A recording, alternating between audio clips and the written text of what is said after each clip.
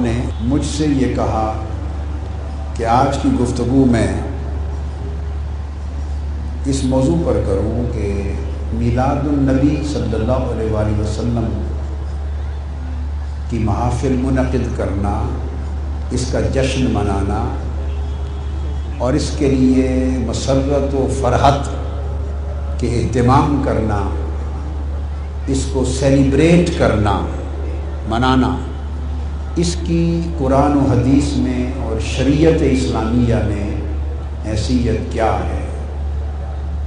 انہوں نے کہا کہ آج کے حاضرین کو قرآن و حدیث اور شریعت کے دلائل کی روشنی میں یہ مسئلہ سمجھا دیں۔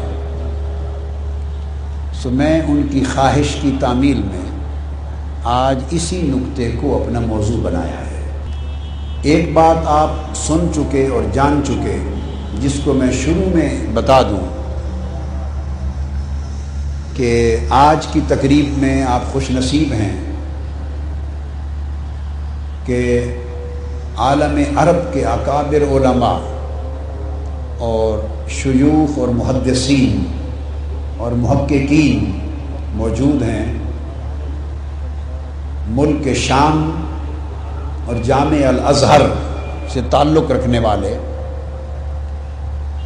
اور ملک شام اس وقت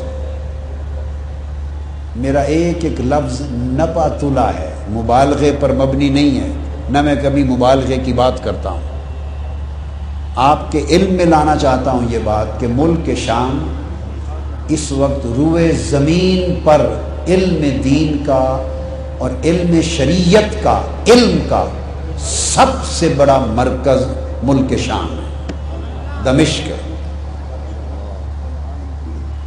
اور دوسرا تاریخی مرکز پھر الازہر مصر ہے، اور تیسرا علم دین کا، علم شریعت کا بڑا مرکز سرزمین بغداد ہے۔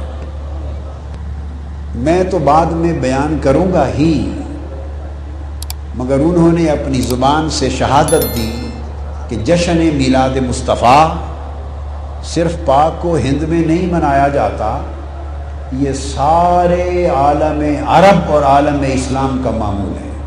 صرف سعودی عرب کے ایک محدود خطے کو چھوڑ کر، اور وہ بھی محض 75 سال سے، آج سے 75 سال پہلے پوری تاریخ میں حرمین شریفین میں بھی جشن میلاد مصطفیٰ آپ سے بڑھ کر دھوم دھام سے منایا جاتا تھا۔ انہوں نے یہ بات آپ کو بیان کر دی، اور میں تو پھر پورے عالم عرب، عالم اسلام میں ان کی محافل میلاد میں شریک ہوتا ہوں۔ دنیا کا کوئی کونا ایسا نہیں جہاں مصطفیٰ کے میلاد کا جشن نہ منایا جاتا ہو، صلی اللہ علیہ وسلم۔ یہ پوری امت کا معمول ہے۔ اس کا انکار کرنے والے احباب عالم اسلام اور عالم عرب میں تعداد کے اعتبار سے آٹے میں نمک کی حیثیت بھی نہیں رکھتے، آٹے میں نمک کی حیثیت بھی نہیں رکھتے۔ اب میں آپ کو اس موضوع کی علمی حیثیت سمجھانا چاہتا ہوں۔ سب سے پہلے جو نکتہ میں واضح کروں گا، سب سے پہلے ایک بات ذہن نشین کر لیں کہ بعض ذہنوں کو ایک مغالطہ ہے، اور وہ یہ کہ اسلام میں یہ جو سیلیبریشن ہوتی ہے، سیلیبریشن، بعض مواقع کو منانا، سیلیبریٹ کرنا، بعض لوگ سمجھتے ہیں کہ سیلیبریشن یہ اسلام کی روایت نہیں ہے، یہ علاقائی، جغرافیائی یا پاکستان اور ہندوستان کی ثقافتی روایت ہے۔ سیلیبریشن کا تعلق اسلام سے نہیں ہے۔ پہلے اس نکتے سے شروع کرتے ہیں۔ یہ بات ذہن نشین کر لیں کہ سیلیبریٹ کرنا، کسی شے کو منانا، اس کی یاد کو منانا اور ہمیشہ تکرار سے منانا، یہ عین اسلام ہے، عین اسلام ہے۔ نماز، پنجگانہ نماز، پنجگانہ نماز، پانچوں فرائض، آج آپ کو بتا دوں یہ بھی سیلیبریشن ہے، یہ بھی کسی کی یاد منائی جاتی ہے۔ یہ جو فرائض خمسہ ہے، نماز، پنجگانہ، سن لیں، یہ بھی پیغمبروں کی یاد منائی جاتی ہے۔ کتب احادیث میں اور کتب سیر میں آیا ہے، امام جلال الدین سیوطی نے الخصائص الکبریٰ میں روایت کیا، اور امام طحاوی نے شرح معانی الآثار میں روایت کیا، اور دیگر بہت ساری کتب میں، حدیث کی کتابوں میں اور سیرت کی کتابوں میں ہے کہ نماز فجر یہ حضرت آدم علیہ السلام کی یاد منائی جاتی ہے، کہ حضرت آدم علیہ السلام کی توبہ جب قبول ہوئی تو فجر کا وقت تھا، اور آپ نے قبول توبہ پر 2 رکعت نماز شکرانہ ادا کی، اس 2 رکعت شکرانے کی یاد منانا نماز فجر کے 2 فرض بن گئے۔ تو نماز فجر سیلیبریشن ہے حضرت آدم کی قبول توبہ کی۔ نماز ظہر سیدنا ابراہیم علیہ السلام کی سیلیبریشن ہے۔ کتب حدیث میں آتا ہے کہ حضرت اسحاق علیہ السلام، ان کی دعا کے نتیجے میں انہیں جب عطا ہوئے، ولادت ہوئی، تو ظہر کا وقت تھا، آپ نے ان کی ولادت پر شکرانے کی 4 رکعتیں نفل پڑھی۔ وہ 4 رکعتیں حضرت ابراہیم کا شکرانہ امت محمدی کے لیے نماز ظہر بن گئی۔ نماز سے بڑی نکتہ سمجھ لیں، اللہ کی عبادت کوئی نہیں۔ بین العبد و بین الکفر ترک الصلاۃ، مومن اور کافر کے درمیان فرق نماز ہے۔ افضل العبادات نماز، علامت ایمان ہے۔ اللہ رب العزت کی عین عبادت نماز، اس نماز کو بھی اس نے اپنے محبوب پیغمبروں کی یادگاریں بنا رکھا ہے۔ ہر نماز کو کسی پیغمبر کے ساتھ منسوب کر رکھا ہے۔ تو ظہر حضرت اسحاق کے میلاد کی یادگار ہے، حضرت اسحاق کی ولادت کی شکرانے کی یادگار ہے۔ پھر نماز عصر، حضرت عزیر علیہ السلام 100 سال کی وفات کے بعد دوبارہ زندہ کیے گئے، جس کو قرآن نے کہا کم لبست، قال لبست یوما او بعد یوم، 100 سال کے بعد اٹھے۔ جب انہوں نے دیکھا کہ میں 100 سال کے بعد زندہ ہوا ہوں، تو اللہ کے حضور شکرانے کے 4 نفل پڑھے، تو شکرانے کے 4 نفل حضرت عزیر کے امت محمدی کی نماز عصر بن گئی۔ سمجھ آئی ہے بات کی؟ پھر حضرت یعقوب علیہ السلام، اور بعض روایتوں میں حضرت ایوب علیہ السلام، طویل زمانے کی علالت اور بیماری کے بعد کمزور ہو گئے تھے، انہوں نے 4 رکعت شکرانے کے نفل پڑھے صحت یابی کے۔ مغرب کا وقت تھا، جب 4 رکعت نفل شروع کیے، 3 رکعتیں پڑھی تھی، چوتھی پر اٹھنے کی کوشش کی، اٹھ نہ سکے، کمزور ہو گئے تھے، علالت تھی، بیٹھ گئے 3 رکعتوں پر۔ خدا نے کہا کہ 3 رکعتیں امت محمدی کی نماز مغرب بنا دی۔ پھر حضرت یونس علیہ السلام مچھلی کے پیٹ میں رہے، 40 دن کے بعد مچھلی کے پیٹ سے نکلے، 4 رکعت شکرانے کے پڑھے، امت مصطفیٰ کے لیے نماز عشاء بنا دی۔ اب جو پہلا نقطہ میں نے سمجھایا حدیث کی روشنی میں کہ نماز سے بڑھ کر اللہ کی عبادت نہیں، نماز سے بڑھ کر اونچی اللہ کی کوئی عبادت نہیں۔ تو جو سب سے عرفہ عبادت ہے نماز، جو معراج المؤمنین ہے، جو معراج المؤمنین ہے، اس نے اس نماز کو بھی مجرد یعنی اپنے نبی کی نسبت کے بغیر نماز بھی قبول نہیں کی۔ پانچوں نمازوں کو کسی نہ کسی نبی کے ساتھ جوڑ رکھا ہے، پیوستہ کر رکھا ہے۔ نماز نبی کے ساتھ جڑی تو مصطفیٰ کی امت کا فرض بن گئی، یہ اس کی عبادت ہے۔ تو یہ نماز پنجگانہ کیا ہے؟ نبیوں کی شکرانوں کی سیلیبریشن، انبیاء کے شکرانوں کی سیلیبریشن ہم سیلیبریٹ کرتے ہیں۔ ہر روز 5 مرتبہ سیلیبریٹ کرتے ہیں، کن کو؟ نبیوں کو، اور وہ سیلیبریشن ہماری نماز پنجگانہ بن گئی۔ اسی طرح حج کیا ہے؟ حج، مناسک کے حج سارے کے سارے نبیوں کی یادگاریں ہیں، سب مناسک کے حج سیلیبریشن ہے۔ میں ابھی پہلا وہ نقطہ سمجھا رہا ہوں کہ ذہن کلیئر ہو جائیں، یہ خیال جہالت ہے کہ اسلام میں سیلیبریشن نہیں، اسلام سارا سیلیبریشن ہے، اسلام سارا سیلیبریشن ہے۔ مناسک کے حج میں اچھا بھلا لباس ہے، آپ کا شلوار ہے، قمیض ہے، عربی جبے ہیں، قبے ہیں، عمامے ہیں، خوبصورت لباس ہے، شیروانی ہے، یہ طرح طرح کے ملک کے خوبصورت لباس ہیں، مسنون لباس ہیں۔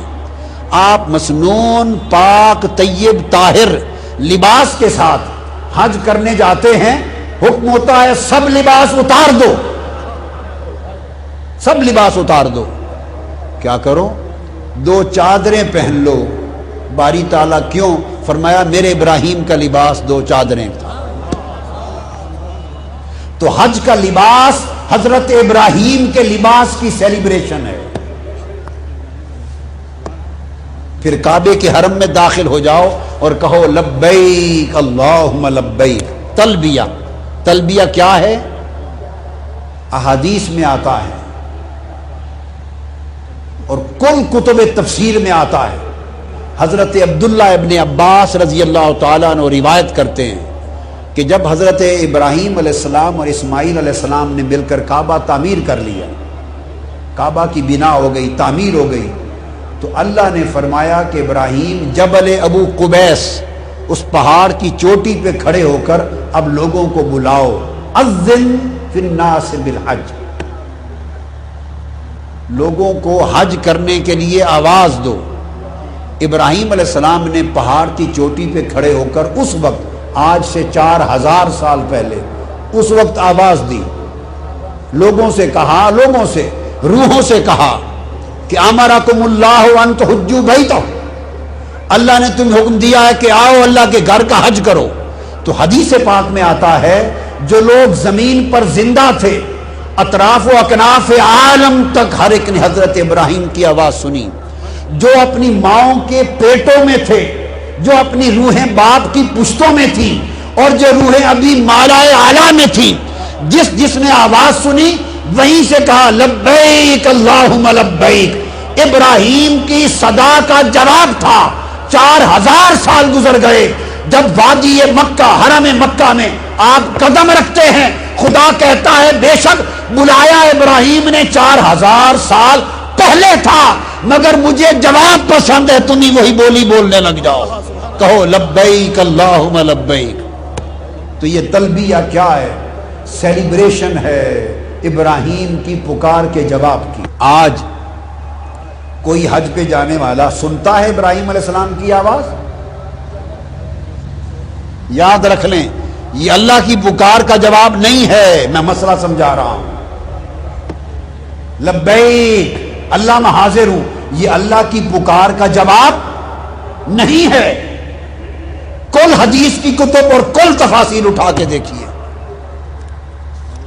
میں نے کیا عرض کیا؟ اللہ کی آواز کا یہ جواب نہیں ہے.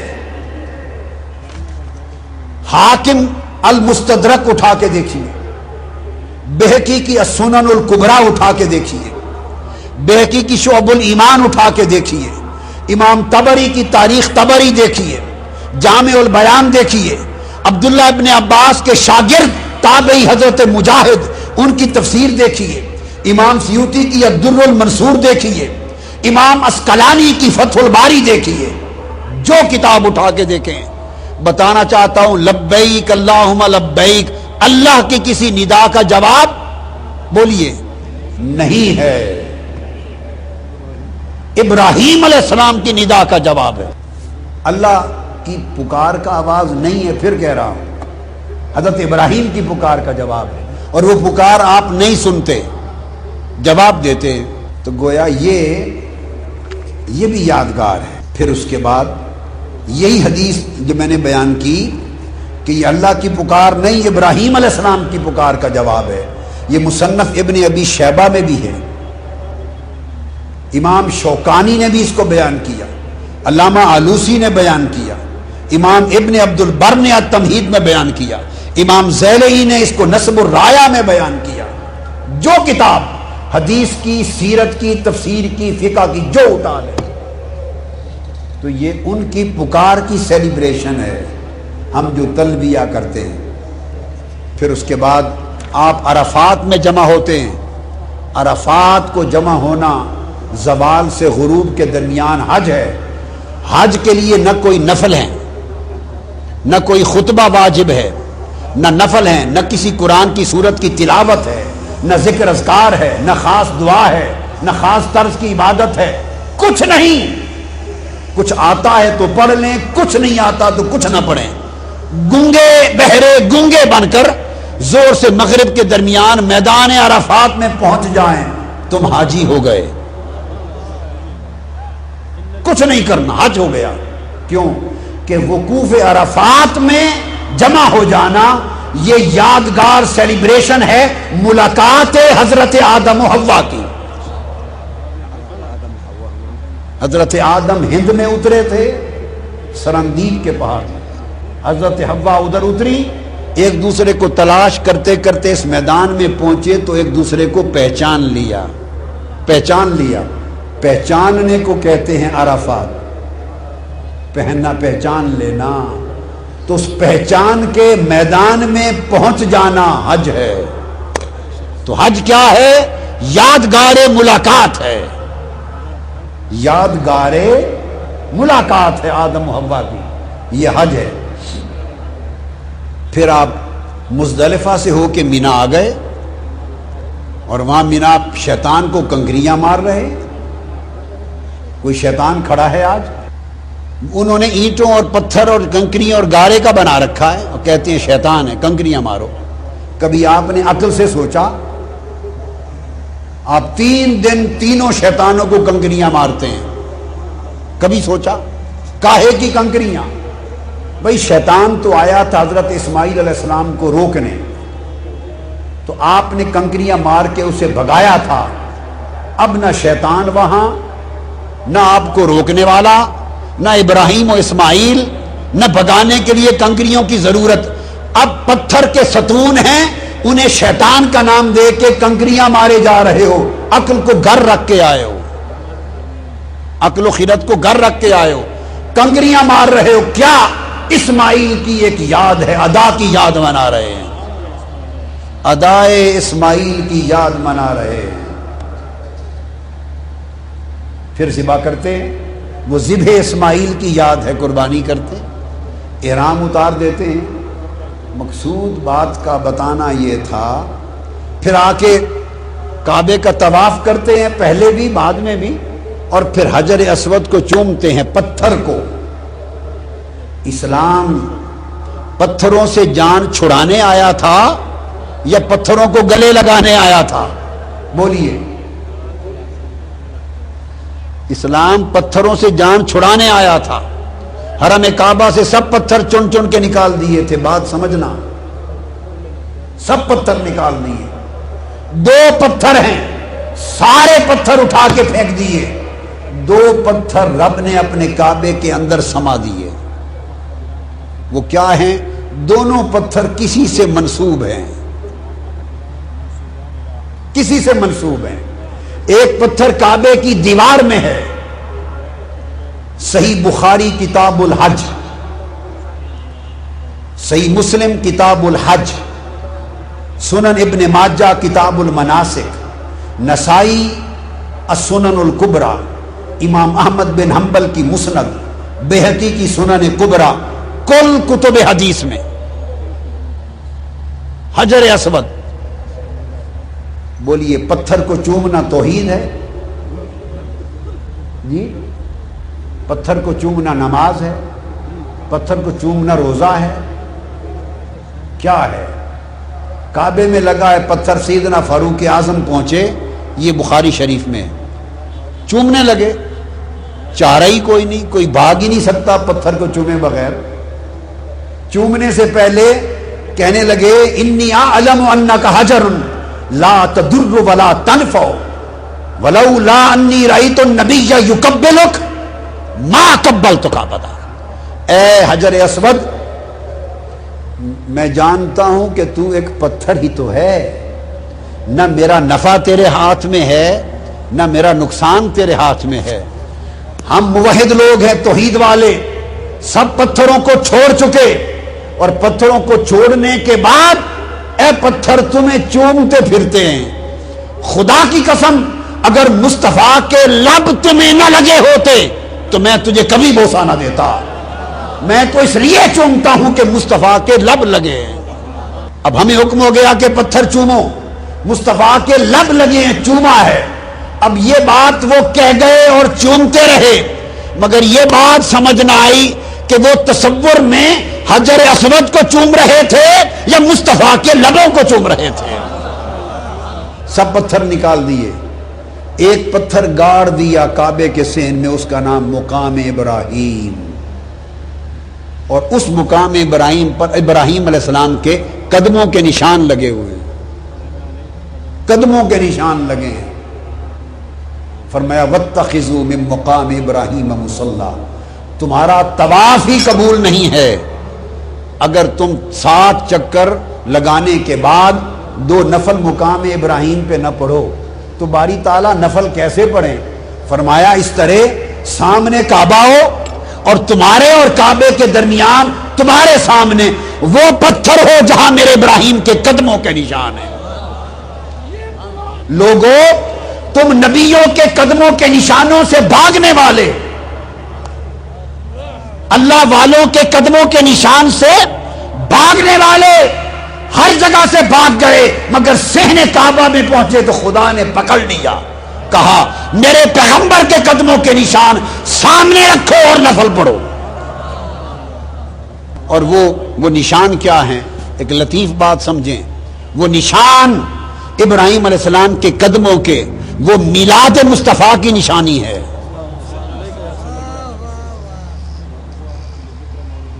قدمہ سیدنا ابراہیم علیہ السلام یا علامت و میلاد المصطفیٰ, حضور کے میلاد کی نشانی ہے. آپ کہیں گے وہ کیسے؟ یہ وہ پتھر تھا جس پہ کھڑے ہو کے ابراہیم علیہ السلام نے کعبہ تعمیر کیا. اس پر کھڑے تھے, تعمیر کیا تو پتھر پگھل گیا اور آپ کے قدموں کے نشان ثبت ہو گئے, پتھر کے سینے میں لگ گئے قدموں. جب کعبہ بن گیا ابراہیم علیہ السلام اسی پتھر پہ کھڑے تھے, اسی پتھر پہ کھڑے تھے. اب عرض کیا باری تعالیٰ میں نے تیرا گھر بنا دیا, اب اجازت ہو تو تجھ سے مزدوری مانگ لیں, مزدوری اجرت مانگ لیں. نحن نسأل اجرم منک لہذا البنا. اللہ نے فرمایا مانگ لو, کیا مانگتے ہو؟ ابراہیم علیہ السلام نے عرض کیا باری تعالیٰ وَجْعَلْنَا أُمَّةً مُسْلِمَةً لَكَ وَأَرِنَا مَنَاسِكَنَا. یہ مانگ کر پھر فرمایا وَابْعَثْ فِيهِمْ رَسُولًا مِّنْهُمْ. میرے مولا مزدوری اتنی دے اس کعبے کی تعمیر کی کہ وہ امت جس میں نبی آخر الزمان آنے والا ہے, وہ امت ہماری اولاد سے ہو اور اتنی مزدوری دے دے کہ مجھے مصطفیٰ کا دادا بنا دے، مجھے مصطفیٰ کا باپ بنا دے. اجعلنی جد محمد المصطفیٰ ہذہ اجرۃ وابعث فیہم رسولا، یعنی واجعل فیہم رسولا ای واجعل فی ذریتنا محمدا نبیا آخر الزمان. حضور کو ہماری اولاد میں پیدا کر. کیا مطلب؟ مجھے محمد کا بولو دادا بنا دے، کیونکہ قیامت کے دن ہر کسی کو نسبت سے پکارا جائے گا. جب میری باری آئے ابراہیم تو مجھے مصطفیٰ کا دادا کر کے پکارا جائے. قرآن میں ہے، قرآن میں وابعث فیہم اذ یرفع ابراہیم القواعد من البیت واسماعیل ربنا تقبل منا انک انت السمیع العلیم واجعلنا مسلمین لک ومن ذریتنا امة مسلمة لک من ذریتنا وابعث فیہم رسولا منہم یتلو علیہم آیاتک. میری نسل میں مصطفیٰ بھیج تاکہ میں مصطفیٰ کا دادا بنوں. تو انہوں نے اس پتھر پہ کھڑے ہو کر ولادت مصطفیٰ کی دعا کی تھی.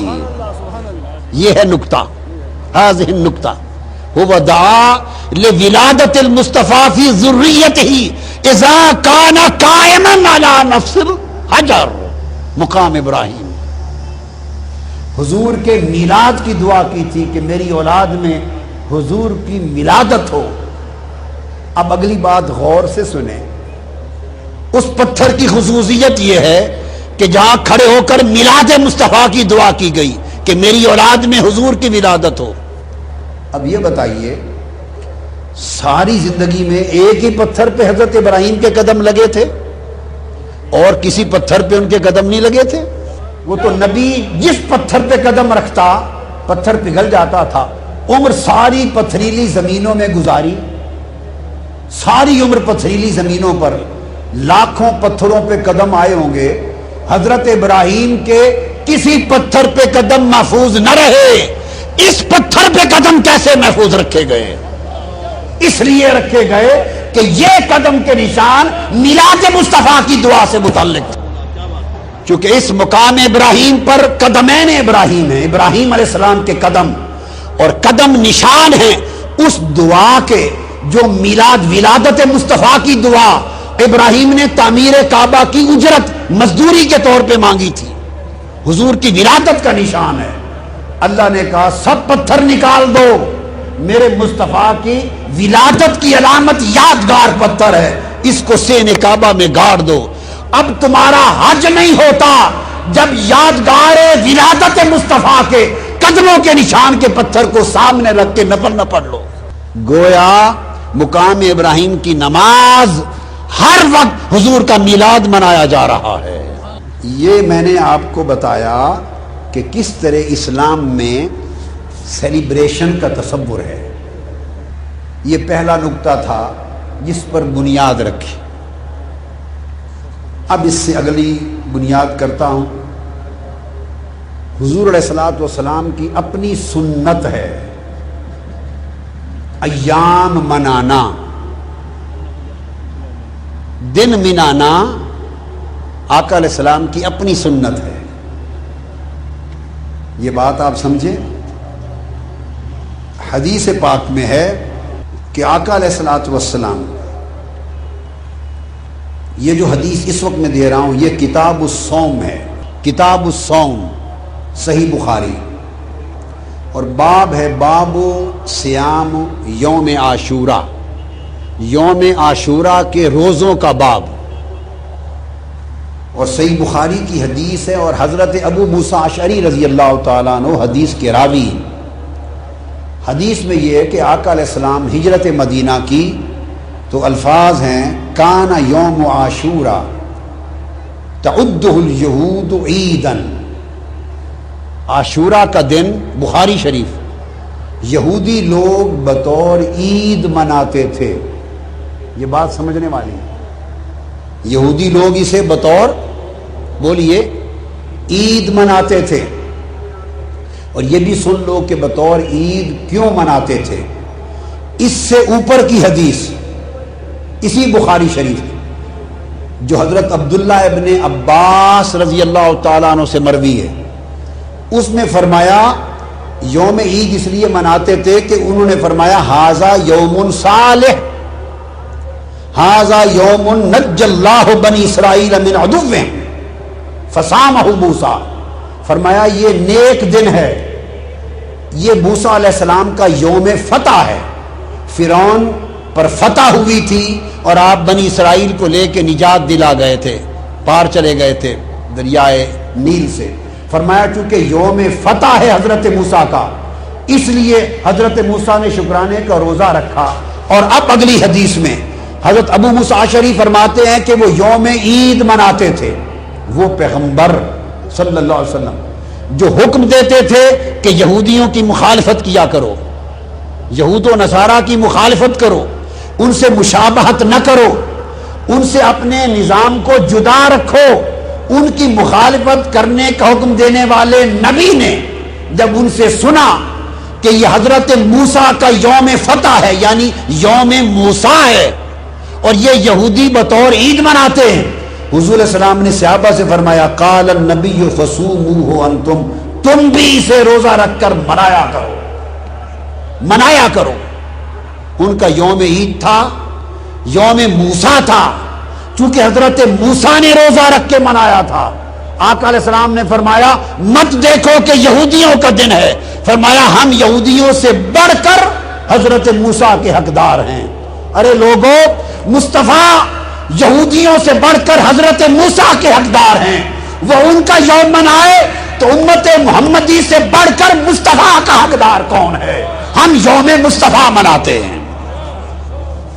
یہی کلمات صحیح مسلم میں ہیں، یہی کلمات، اور یہی جو میں نے آپ کو بتایا وہ بخاری شریف میں، اور مسلم شریف میں کتاب الصیام حدیث ہے کان یوم عاشورہ، یہ صحیح مسلم میرے ہاتھ میں، یومن تعظمہ الیہود وتتخذہ عیدا، میں زور دے رہا ہوں لفظ عید پر، لفظ عید پر، کہ روزہ تو رکھتے تھے یہود، یوم عاشورہ تو سیلیبریٹ کرتے تھے، مگر الفاظ ہیں کہ اسے عید کا دن بنا کر مناتے تھے۔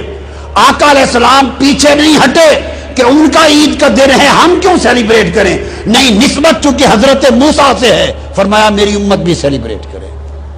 اور اس دن یہودی عورتیں زیور پہنتی، یہ بھی صحیح مسلم شریف میں ہے، اچھے لباس پہنتی، بطور عید مناتے، آقا علیہ السلام نے صحابہ کو اس کے منانے کا حکم دے دیا۔ یہ وہ بنیادی چیز تھی جو میں نے سمجھائی کہ یوم منانا آقا علیہ الصلوۃ والسلام کی سنت ہے۔ حضور علیہ السلام نے خود نسبت موسیٰ سے یوم موسیٰ کو منایا۔ پھر آگے یہ دن مسند امام احمد بن حنبل میں حدیث ہے، فرمایا کہ یہ وہ دن ہے یوم عاشورہ جس دن حضرت نوح علیہ السلام کی کشتی جودی پہاڑ پر جا کے لگی تھی۔ مسند امام احمد بن حنبل میں حدیث آئی ہے، حضرت ابو ہریرہ اس کے راوی ہیں، فرمایا یہ عاشورہ کا دن یوم موسیٰ بھی ہے، یوم نوح بھی ہے، فرمایا اس کو مناؤ، تو مصطفیٰ نے یوم نوح بھی منایا اور یوم موسیٰ بھی منایا۔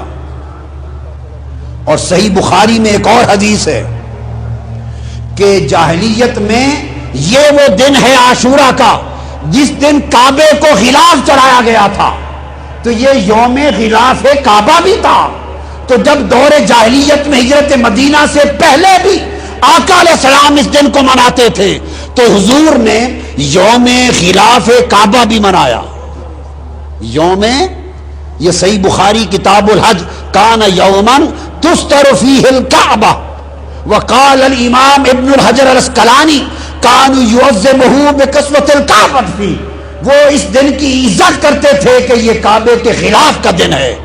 تو آپ نے دیکھا کہ حضور نے یوم نوح بھی منایا، حضور نے یوم موسیٰ بھی منایا، اور حضور نے یوم غلاف کعبہ بھی منایا۔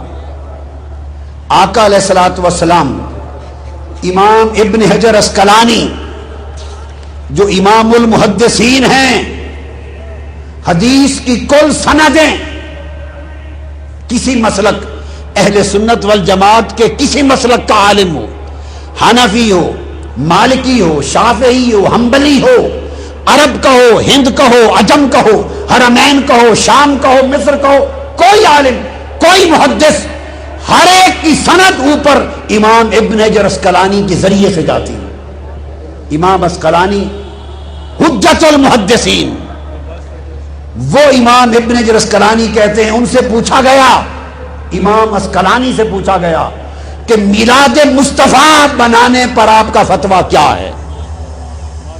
امام جلال الدین سیوطی نے اس کو روایت کی، حسن المقصد فی عمل المولد میں امام سیوطی نے روایت کیا کہ امام ابن حجر اسقلانی سے پوچھا کہ جشن میلاد مصطفیٰ، حضور کا میلاد منانے پر آپ کا فتویٰ اور دلیل کیا ہے؟ فرمایا حضور کا میلاد منانا ابن حجر اسقلانی نے اس حدیث اور سنت رسول سے ثابت ہے۔ اسقلانی فرماتے ہیں کہ جب حضور نے خود مدینہ پہنچ کر یوم موسیٰ منایا تھا، تو جب وہ یوم موسیٰ منا رہے ہیں، ہم یوم ولادت مصطفیٰ کیوں نہ منائیں؟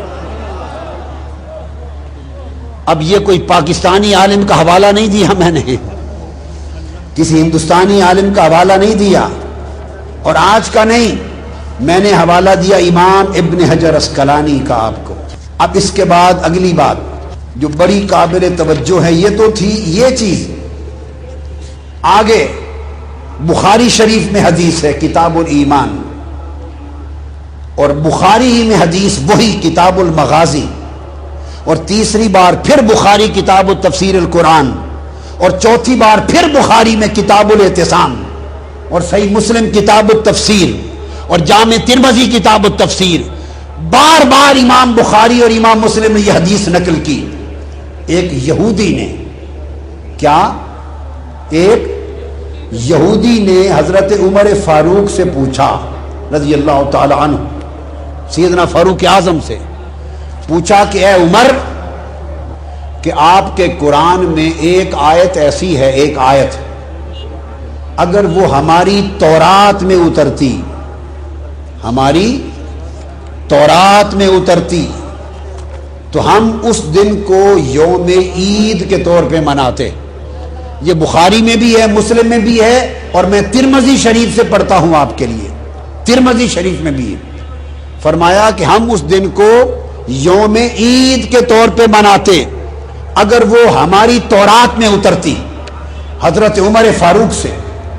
اور دوسری حدیث ترمذی میں یہ بات حضرت عبداللہ ابن عباس سے کہی، ایک آیت ایسی ہے اگر ہماری کتاب تورات میں اترتی تو ہم اسے یوم عید مناتے، تم تو نہیں مناتے۔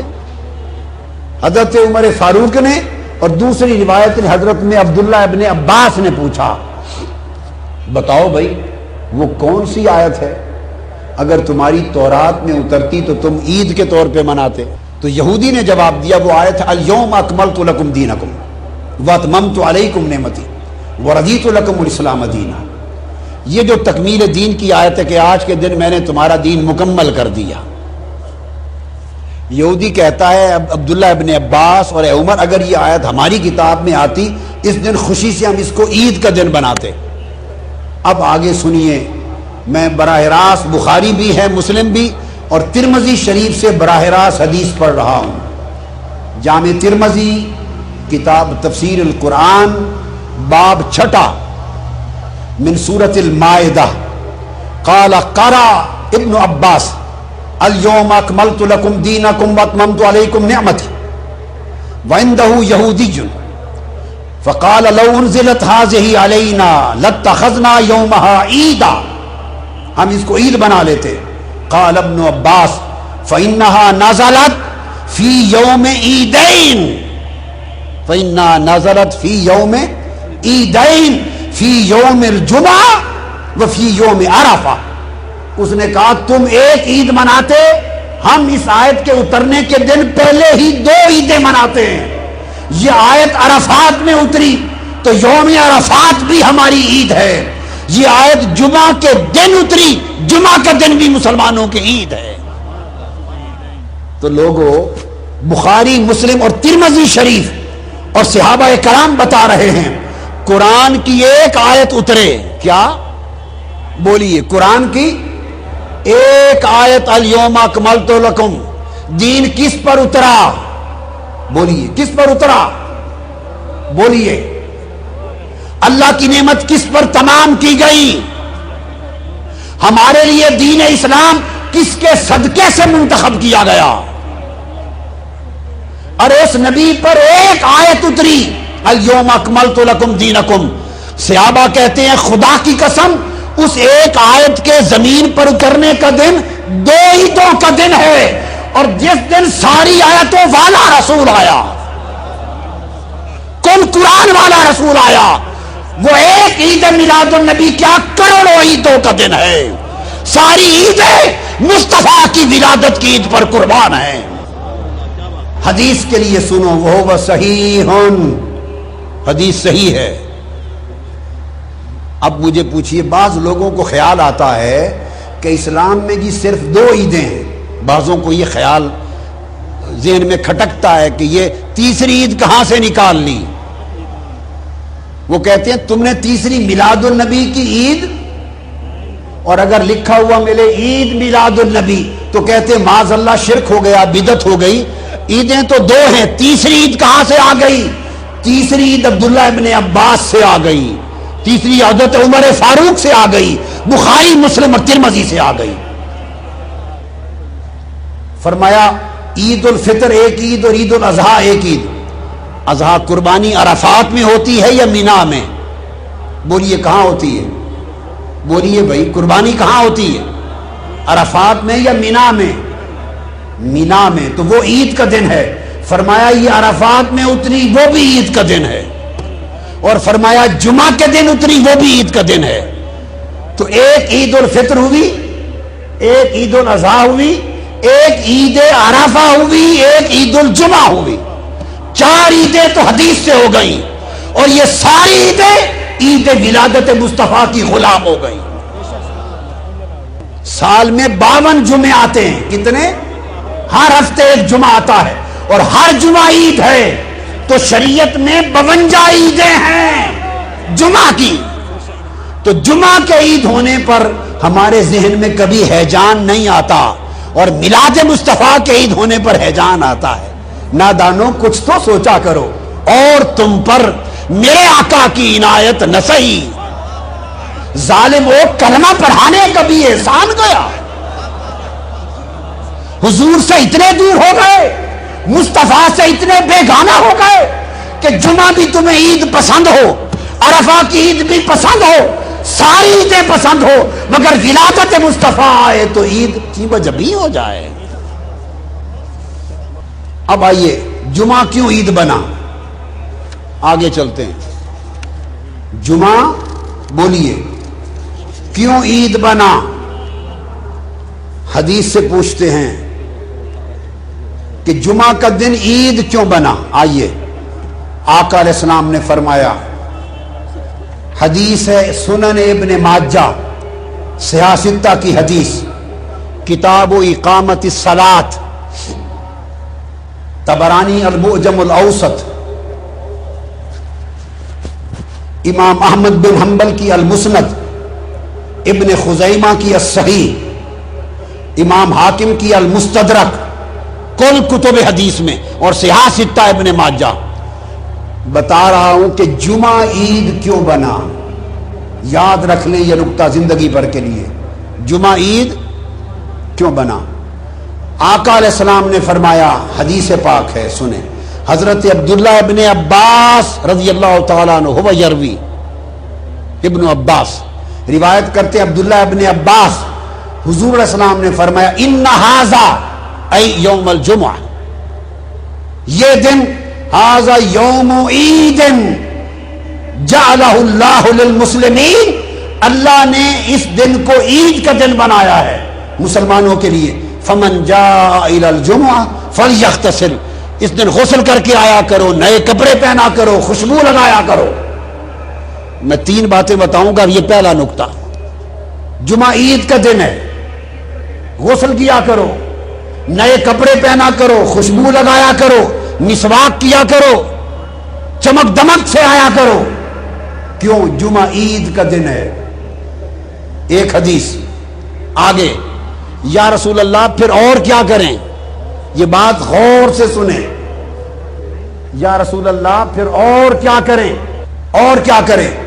دوسری حدیث سنن ابی داؤد کتاب الصلاۃ باب فضل یوم الجمعہ، اور سنن نسائی کتاب الجمعہ، اور ابن ماجہ کتاب اقامت الصلاۃ۔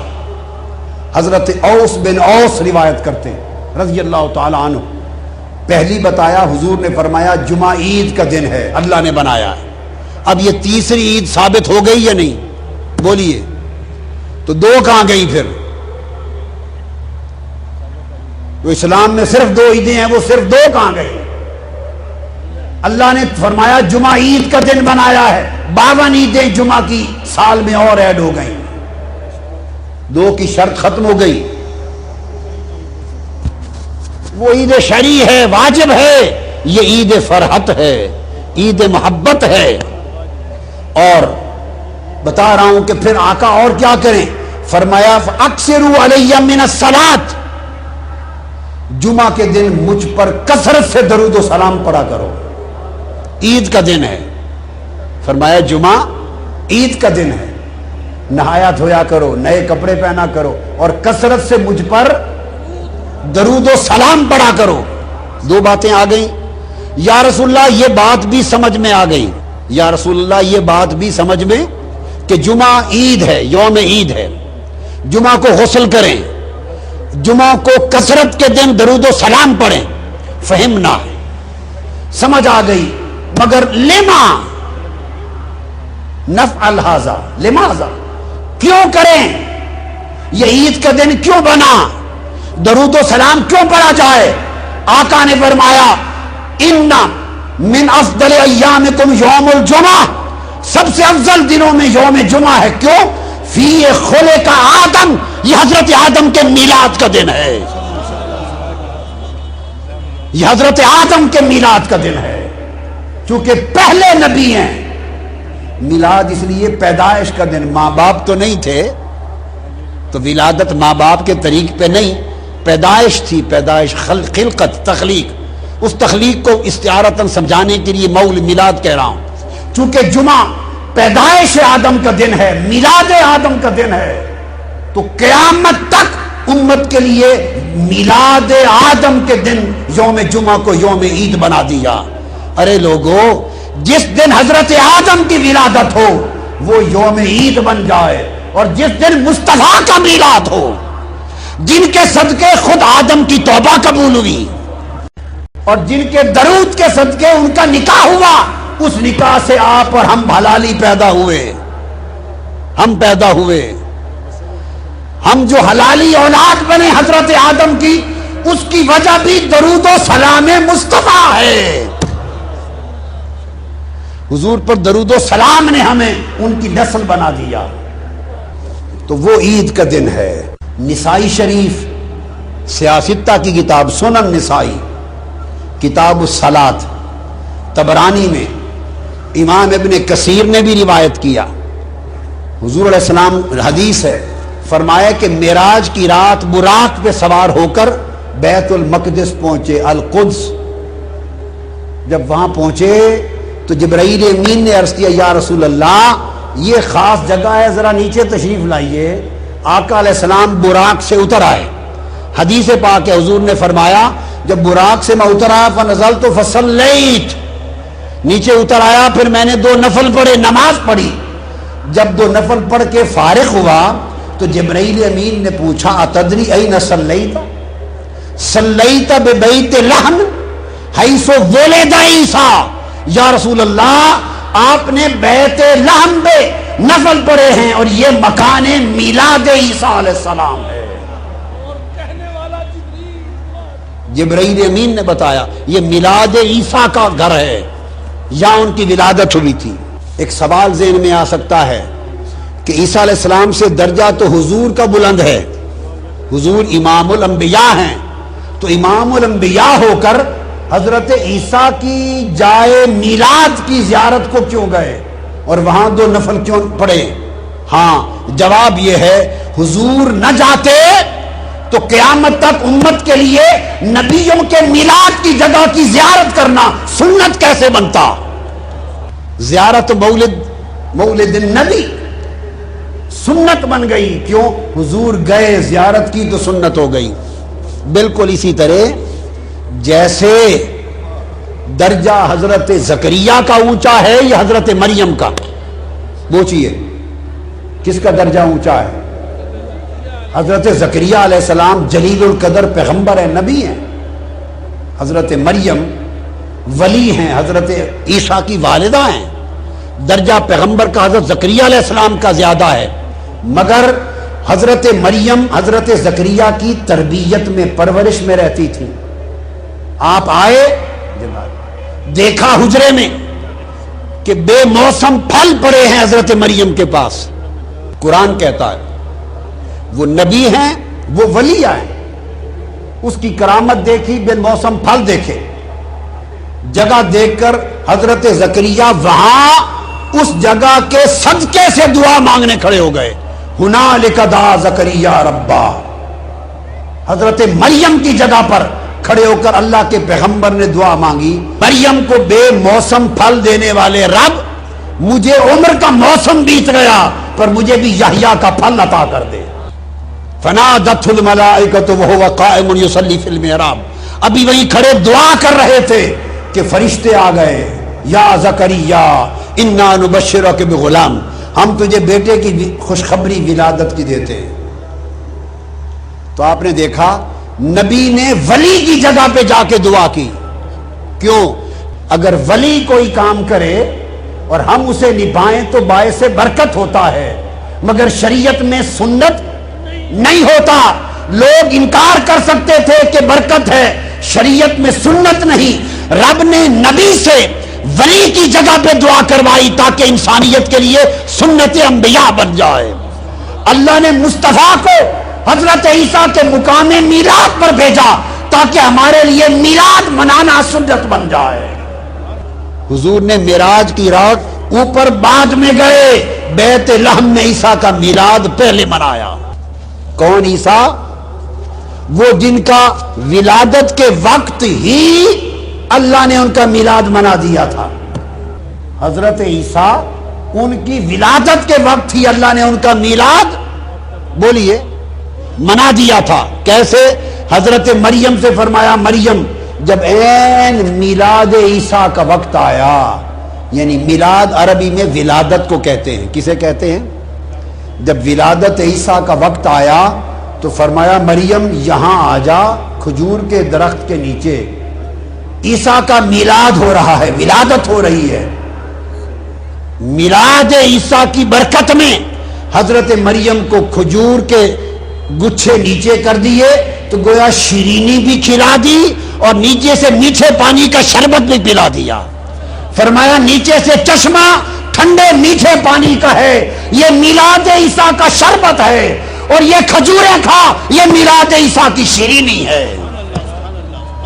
اللہ نے شیرینی بھی بانٹی میلاد عیسیٰ پر، شربت بھی بانٹا چشمے کا میلاد عیسیٰ پر.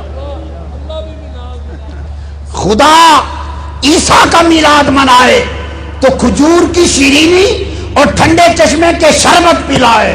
اور اس خدا نے جب مصطفیٰ کا میلاد منایا، عیسیٰ کے میلاد پر کھجور بانٹی، مصطفیٰ کے میلاد پر کل عرب میں بیٹے بانٹ دیے، کسی کے گھر بیٹی نہیں کی، سارا سال بیٹے عطا کیے. میلاد مصطفیٰ منایا، خشک درخت ہرے کر دیے، وادیاں شاداب کر دی، کمزور دبلے پترے جانور طاقتور کر دیے، بے اولادوں کو اولاد دے دی. رب نے میلاد منایا. آپ ٹیوبیں کمکمیں لائٹیں لگاتے ہیں تو آپ کمکمیں لگا کر مصطفیٰ کا میلاد مناتے ہیں. خدا نے فرمایا فرشتوں سارے ستارے آمنہ کی چھت کے اوپر کر دو، مصطفیٰ کا میلاد ہے، تم کمکمیں ہو جاؤ. یہ تو خدا کا منانا تھا. اب آگے چلیے، حضور نے اپنا میلاد خود منایا. کون ہے جو اس میلاد منانے کو سنت مصطفیٰ ثابت ہو جانے کے بعد انکار کرے؟ حدیث ہے بیہقی شریف، ان کی السنن الکبریٰ، حوالے سنتے آئیے. امام عسقلانی فتح الباری میں، امام عسقلانی تہذیب التہذیب میں، امام عسقلانی تلخیص الحبیر میں، امام مزی تہذیب الکمال میں، تہذیب الاسماء میں، ان تمام کتب میں، امام سیوطی الحاوی للفتاوی میں، امام ذہبی میزان الاعتدال میں، طبرانی المعجم الاوسط میں، مقدسی الاحادیث المختارہ میں، کل کتب میں حدیث ہے کہ حضور علیہ الصلوۃ والسلام نے اعلان نبوت کے بعد بکرے ذبح کیے اپنی ولادت کی خوشی میں، اور صحابہ کو اکٹھا کر کے لنگر اپنے میلاد کا کھلایا. حدیث کے لفظ ہیں ان النبی صلی اللہ علیہ وسلم اقا عن نفسہ بعد النبوہ. بیہقی سنن کبریٰ میں اور مسند بزار میں بھی ہے، اور مجمع الزوائد میں امام ہیثمی نے بھی روایت کیا. حضور نے بکرے ذبح کیے، عقیقہ، اور جمع کر کے کل صحابہ کو لنگر میلاد کھلایا. بعض علماء نے کہا کہ یہ میلاد کے بکرے نہیں حضور نے کیے تھے، عقیقہ کے تھے. بعض یہ سمجھتے ہیں کہ یہ میلاد کا نہیں تھا، یہ بکرے ذبح کر کے جو لنگر کھلایا تھا یہ عقیقہ تھا. یہ اگر عقیقہ تھا اور میلاد نہیں تھا، عقیقہ وفات پہ ہوتا ہے یا ولادت پہ ہوتا ہے؟ عقیقہ کس خوشی میں ہے؟ موت کی وفات پر ہوتا ہے یا ولادت پر ہوتا ہے؟ ارے کوئی میلاد کا مانے یا عقیقہ مانے، عقیقہ تو میلاد کی خوشی کا کھانا ہے، ولیمہ شادی کی خوشی کا کھانا، عقیقہ ولادت کی خوشی کا کھانا. اب ہوا کیا؟ عقیقہ آپ کا 7ویں دن آپ کی ولادت کے بعد حضرت عبد المطلب آپ کے دادا نے کر دیا تھا. زاد المعاد امام ابن القیم روایت کرتے ہیں، علامہ ابن تیمیہ کے شاگرد. امام حلبی سیرت حلبیہ میں روایت کرتے ہیں کل کتب میں کہ حضرت عبد المطلب آپ کے دادا نے ولادت کے 7ویں دن عقیقہ کر دیا تھا. اور عقیقہ کبھی 40-50 سال کی عمر میں نہیں ہوتا. کسی مولوی صاحب کو کہہ دیں بڑھاپے میں عقیقہ رچا لے اپنا، نمازی کہیں گے مینٹل ہو گیا ہے مولوی. نمازی کہیں گے مولوی صاحب مینٹل ہو گیا، 50 سال کی عمر میں عقیقہ کھلا رہا ہے. عقیقہ نہیں ہوتا 40 سال کی عمر کے بعد. کب ہوتا ہے؟ ابو داؤد شریف، سنن ابی داؤد اٹھائیے، سنن ترمذی، ہر کتاب حدیث کی، عقیقہ صرف 7ویں دن ہوتا ہے ولادت کے. اور حدیث میں حضور علیہ السلام نے فرمایا اگر 7ویں دن توفیق نہ ہوئی تو 14ویں دن 14، اگر 14ویں دن توفیق نہ ہوئی 21ویں دن 21. بس یہ عقیقے کے دن مقرر ہیں. حضور کا عقیقہ 7ویں دن ہو گیا صلی اللہ علیہ وسلم. سوال یہ ہے 7 دن بھی گزر گئے، 14 دن بھی، 21 دن بھی، تو 40 سال کے بعد بعد النبوہ، اعلان نبوت کے بعد ابھی عقیقہ کرنا تھا؟ استغفر اللہ العظیم. اگر ذہن میں یہ خیال آئے کہ اس لیے عقیقہ کیا کہ جب آپ کا عقیقہ کیا گیا تو وہ دور جاہلیت تھا، قبل البعثہ، تو آپ نے چاہا ہوگا کہ میں اپنی نبوت کے بعد اپنی شریعت میں پھر دوہراؤں، اعادہ کروں. ایک خیال ہے، اس کا جواب دیتا ہوں کہ شاید آپ نے فرمایا کہ وہ بعثت سے پہلے دور جاہلیت میں تھا اور میں نبوت کے بعد دوہراؤں. سنو، اگر دور جاہلیت میں بعثت سے پہلے کا عمل ناجائز ہو گیا اور دوہرانا پڑا تو عقیقہ سے پہلے ضروری تھا کہ حضور حضرت خدیجہ الکبریٰ والا نکاح دہراتے سب سے پہلے. وہ بعثت سے 15 سال پہلے ہوا تھا، حضرت خدیجہ الکبریٰ سے 15 سال پہلے ہوا تھا.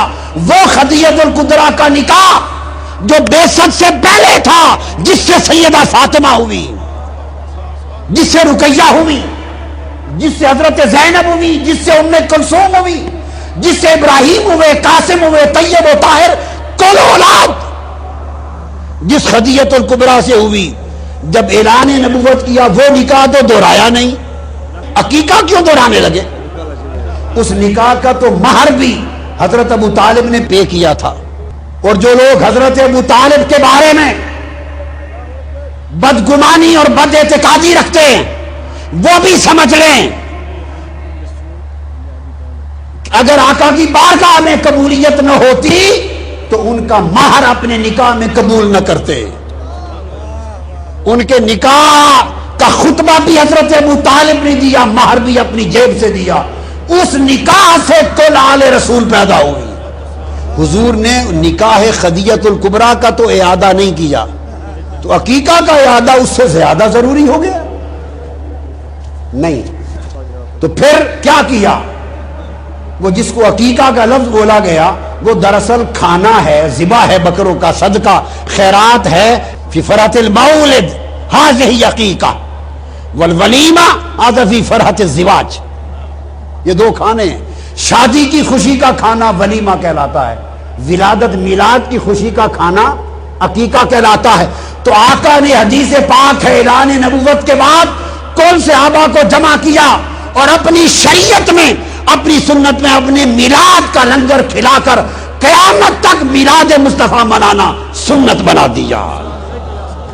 اور پھر اس سنت پر اجر عطا کیا. حضور کے میلاد کی خوشی پر اجر عطا کیا. اجر. صحیح بخاری کی حدیث ہے، یہ بخاری شریف میرے سامنے ہے، کتاب النکاح.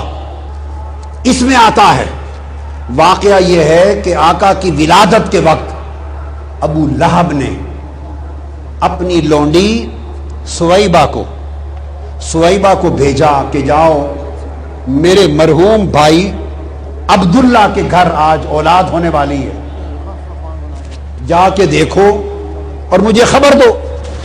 آقا علیہ السلام کی ولادت ہوئی. سویبہ نے حضور کو ہاتھوں پہ لیا صلی اللہ علیہ وسلم، دوڑی دوڑی آئی اور آ کر ابو لہب کو خوشخبری دی، ابو لہب کو، اور کہا ابو لہب مبارک ہو، اللہ نے تمہارے مرحوم بھائی کے گھر بیٹا محمد پیدا فرما دیا ہے. یہ حدیث بخاری شریف کی کتاب النکاح میں ہے، مصنف عبد الرزاق میں ہے، بہقی کی سنن کبریٰ میں ہے حاضر حدیث، بہقی کی شعب الایمان میں ہے، بہقی کی دلائل النبوت میں ہے، امام ابن کثیر نے اپنی تفسیر ابن کثیر میں دیا ہے، اور امام بغوی نے شرح السنہ میں روایت کیا، امام زیلعی نے نصب الرایہ میں، امام اسقلانی نے فتح الباری میں، امام عینی نے عمدۃ القاری شرح البخاری میں، اور عالم عظیم علماء دیوبند کے علامہ انور شاہ کاشمیری نے بخاری کی شرح فیض الباری میں، سب میں روایت کیا کہ جب ولادت ہوئی تو سویبہ نے آ کے مبارک دی، ابو لہب اللہ نے تجھے بھتیجا محمد عطا کیا. ابو لہب نے اپنی ان دو انگلیوں کے اشارے سے اس کو کہا سویبہ میرے بھتیجے محمد کی ولادت، میرے بھتیجے محمد کے میلاد کی خوشی میں جا تمہیں آزاد کیا. سویبہ آزاد ہو گئی.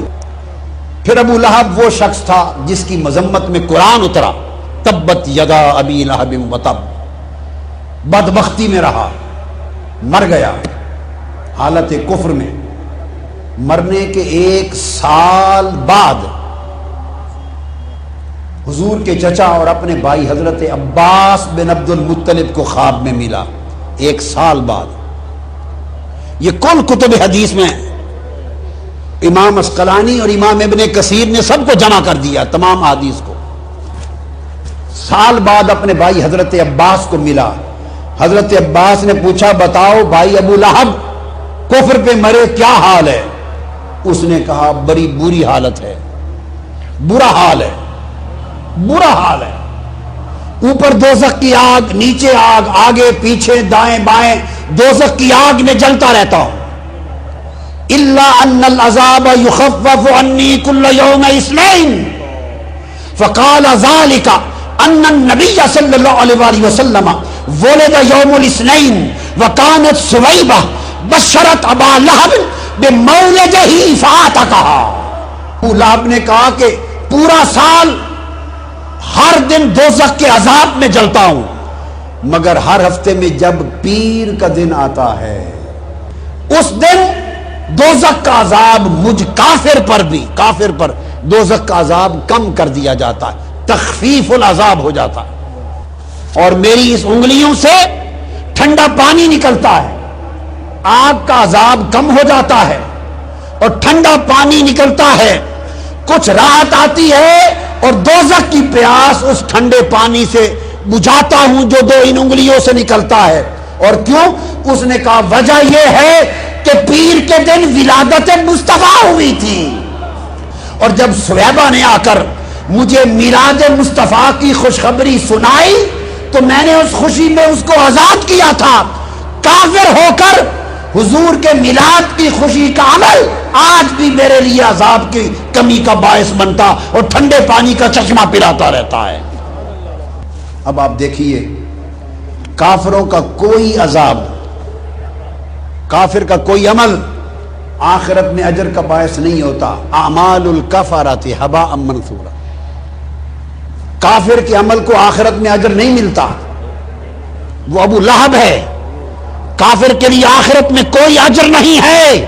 لیس لہم اجر فی القیامہ وفی الآخرہ للکفار، وہ کافر ہی نہیں، کافروں کا سردار تبت یدا ابی لہب ہے، اور اس نے جو آزاد کیا صہیبہ کو وہ بھی میلاد النبی سمجھ کے نہیں، بھتیجے محمد کی ولادت سمجھ کر اس خوشی میں رب نے کہا ابو لہب تو ابو لہب سہی، بدبخت سہی، پر میرے محبوب کا میلاد تو منایا ہے۔ کسی کافر کو کسی عمل کا اجر نہیں دوں گا، مگر کافر مصطفیٰ کا میلاد منائے تو اس کا اجر برقرار رہے گا۔ امام نووی فرماتے ہیں، جن کی کتاب ریاض الصالحین سعودی عرب کی ہر مسجد میں اور کل عرب کی ہر مسجد میں پڑھی جاتی ہے، امام نووی، اور اسی طرح بغوی شرح سنہ میں امام بغوی، وہ فرماتے ہیں امام بغوی، ھذا خاص بہ اکراما لہ، یہ خاص حضور کے اکرام میں ہے، ہر کافر کا ہر اجر برباد ہے، مگر کافر ہو اور میلاد مصطفیٰ کا عمل ہو وہ برباد نہیں جاتا۔ ارے حضور کے میلاد کی خوشی کافر بھی منائے تو آخرت میں اسے بھی اجر ملے، اور اگر حضور کے میلاد کی خوشی مسلمان منائے اور میلاد النبی سمجھ کے منائے تو اندازہ کریں اس کے اجر کا عالم کیا ہوگا۔ اس نبی کا میلاد مناؤ اور میلاد مصطفیٰ پہ جشن منایا کرو، فلیفرحوا، میلاد مصطفیٰ پہ خوشیاں فرحتیں منایا کرو، میلاد مصطفیٰ کی خوشی میں دیوانہ ہو جایا کرو، مجنون ہو جایا کرو۔ مجنون لیلا کے شیخ نے بتایا تھا، لیلا کے کتے کے پاؤں چومتا تھا۔ کسی نے پوچھا پاگل ہو؟ اس نے کہا میں نہیں، تم پاگل ہے، کتے کے قدم چومتا ہوں اس لیے نہیں کہ کتا ہے، اس لیے کہ لیلا کی گلی سے گزر جاتا ہے۔ ارے عاشق لوگ تو اس نسبت کی قدر کرتے ہیں، اور خدا جو اس کے مصطفیٰ کی ولادت کا جشن مناتا ہے اس پر صدقہ اور خیرات کرتا ہے، چراغاں کرتا ہے، ولائم کرتا ہے، اپنی خوشیاں مناتا ہے، خدا کی عزت کی قسم رب کائنات اسے بخشش کا پروانہ عطا کر دے گا۔ اس لیے سنیے کہ مرنے کے بعد حضور سے نسبت جوڑ لو، حضور کی غلامی میں فنا ہو جاؤ، فنا ہو جاؤ، حضور کے عشق میں جیو، حضور کی محبت میں مرو، ترانے گایا کرو حضور کی خوشیوں کے، حضور سے پہچان پیدا کرو، حضور سے تعلق پیدا کرو، اس لیے کہ قبر میں سن لو کمپلسری سوال، واجب اور ضروری سوال ایک ہونا ہے، باقی دو سوال اختیاری ہیں، آئے جواب آ گیا، نہ آیا نہ آیا۔ مدار مغفرت ایک سوال پر ہے، اور وہ یہ کہ تاجدار کائنات کا چہرہ سامنے ہوگا، پوچھا جائے گا بتا اس کے لیے تو کیا تھا، اس کے لیے تیرا عقیدہ کیا تھا۔ بخاری نے صحیح بخاری میں 7 مقامات پر یہ قبر میں سوال کی حدیث روایت کی ہے۔ قبر میں امام بخاری نے ایک مقام کے سوا، کیا ایک مقام کے سوا 6 مقامات پر امام بخاری نے کسی جگہ 3 سوالوں کا ذکر نہیں کیا۔ خدا کی قسم یہ صحیح بخاری میرے ہاتھ میں ہے، امام بخاری نے ہر جگہ ایک ہی سوال کا ذکر کیا ہے کہ قبر میں مصطفیٰ کا پوچھا جائے گا، بس۔ انس بن مالک، میں پڑھ رہا ہوں صحیح بخاری، اس نبی کا میلاد مناؤ، اور اس نبی سے دور کیوں ہوتے ہو، اس نبی سے بیگانہ کیوں ہوتے ہو؟ انس بن مالک قال قال رسول اللہ صلی اللہ علیہ وسلم ان العبد اذا وضع في قبره وتولى عنه اصحابه وانه ليسمع قران عليهم اتاه ملكان فيقعدانه فيقولان، فرمایا جب مردہ مرتا ہے اور اسے قبر میں دفن کرتے ہیں اور دفن کرنے والے پیچھے مڑتے ہیں تو ابھی میت مرنے والوں کے قدموں اور جوتوں کی آہٹ سن رہا ہوتا ہے، پیچھے دفنا کے ہٹنے والوں کے پیروں کے قدموں کے نشان سن رہا ہوتا ہے کہ 2 فرشتے آ کے اٹھا لیتے ہیں۔ متفق علیہ حدیث، انس بن مالک روایت کرتے ہیں، فرشتے اٹھا لیتے ہیں اور اٹھا کر ایک ہی سوال پوچھتے ہیں، کچھ اور نہیں پوچھتے، کہتے ہیں بتاؤ ما کنت تقول فی ھذا الرجل لمحمد، ایک ہی بات بتا اس محمد کے بارے میں کیا کہتا تھا صلی اللہ علیہ وسلم۔ فرمایا فَأَمَّا الْمُؤْمِنُ، اگر مومن ہے تو حضور کا کلمہ پڑھ دے گا، پہچان لے گا، اور فرمایا جو ہی حضور کو پہچان لے گا تو حدیث میں فرمایا قد، اس کو دکھایا جاتا فَيُقَالُ لَهُ انظر إِلَى مَقْعَدِكَ مِنَ النَّارِ قد أَبْدَلَكَ اللَّهُ بِهِ مَقْعَدًا مِنَ الْجَنَّةِ، فرمایا جائے گا دیکھ ادھر دوزخ ادھر جنت کا، اگر تو مصطفیٰ کی پہچان نہ کرتا تو تیرا ٹھکانہ دوزخ تھا، بھلے نمازیں پڑھتا، پھر روزے رکھ، حج کر، مدرسے بنا، تبلیغیں کر، جو چاہے کر، فرمایا اگر مصطفیٰ کو نہ پہچانتا تو تیرا ٹھکانہ دوزخ تھا، یہ مصطفیٰ کی پہچان کا صدقہ ہے کہ تیری دوزخ جنت میں بدل گئی۔ ایک حدیث پھر بخاری اور مسلم کی متفق علیہ، دوسری حدیث میں بتانا چاہتا ہوں امام بخاری کا عقیدہ کیا ہے۔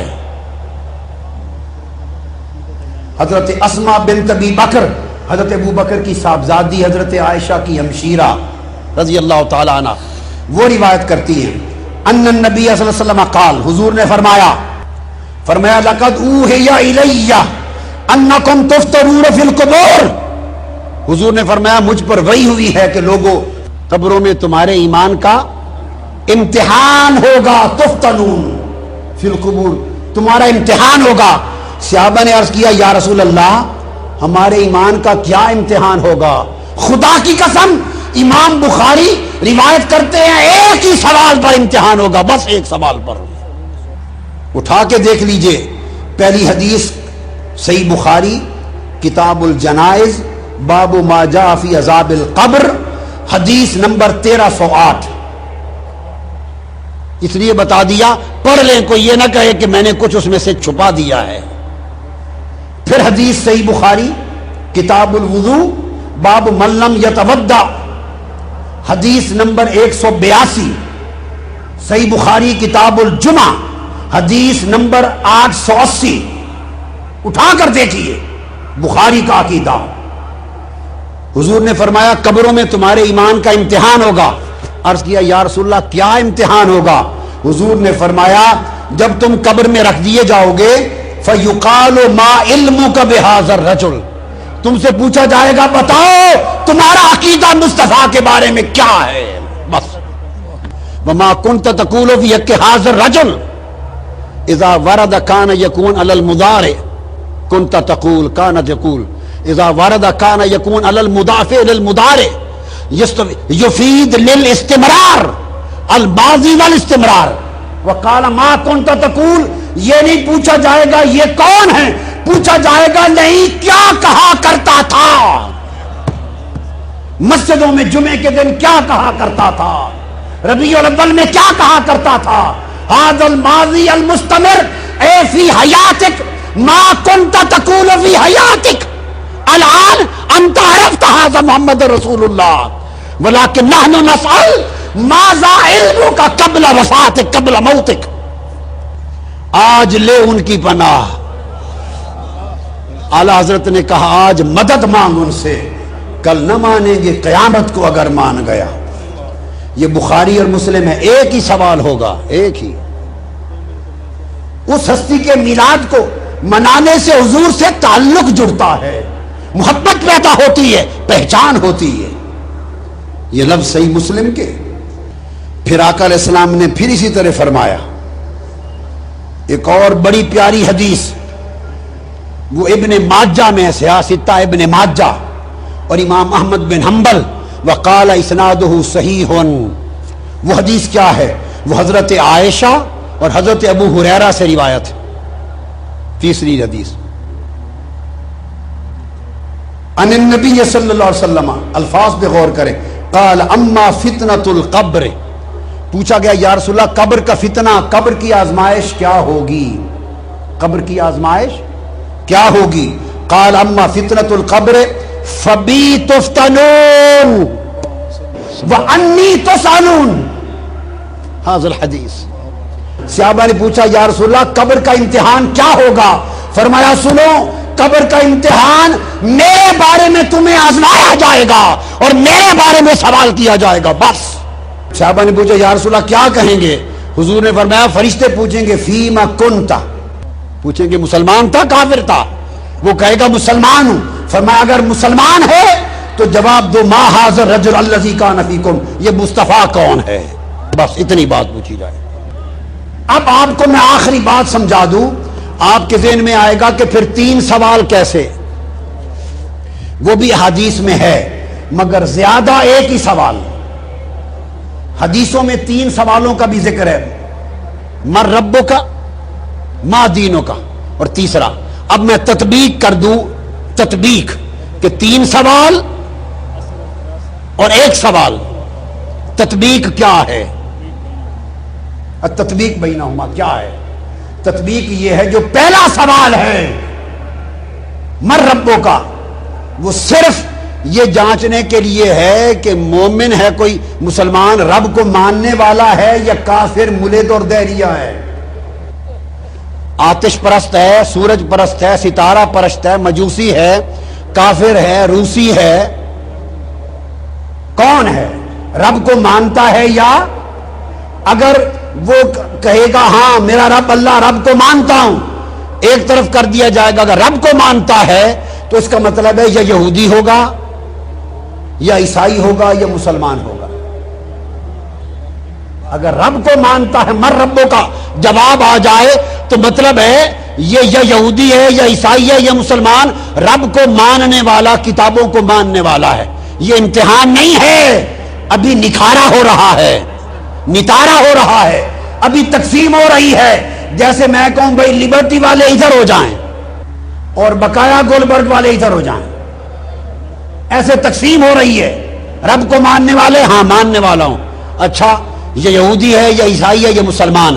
اگلا سوال ما دینوں کا، یہ بھی امتحان نہیں ہے، یہ بھی امتحان نہیں، سر امتحان ما دینوں کا، یہ پرکھنا ہے کہ اگر یہودی ہے تو بتائے گا ما دینوں کا یہودیہ، عیسائی ہے تو بتائے گا مسیحیہ، مسلمان ہے تو کہے گا دینی اسلام۔